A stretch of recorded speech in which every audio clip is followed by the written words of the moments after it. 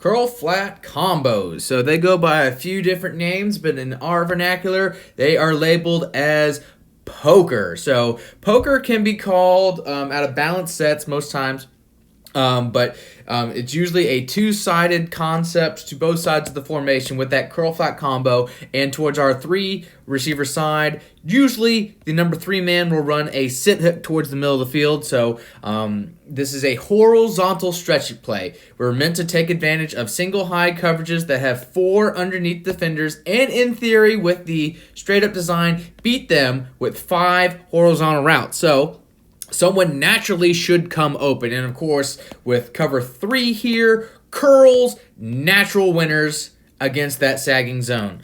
So very good look for Missouri. No SEC offense featured these types of patterns as much as Missouri, and only Florida was more successful than their 68% success rate in conference play. So again, it's really meant to stretch single high coverages side to side. Like I aforementioned, it looks like Mississippi State here is in cover 3 with our 3 deep and 1, 2, 3, 4 underneath defenders. So you're just trying to find a hole in the zone. So we know with cover 3 that we're probably going to have a little bit of a shield here, a hook curl, a little bit of a shield, and a hook curl. So we're trying to stretch those guys super duper thin.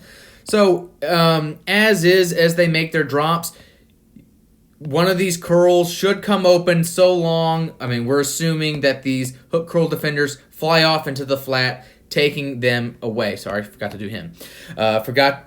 Taking them away. And usually you'll see a running back flat or swing that will, obviously give this concept some balance. But in this instance, they leave the back end to block. So let's let it run here and see where Bazelak goes with the ball based on the defensive drop.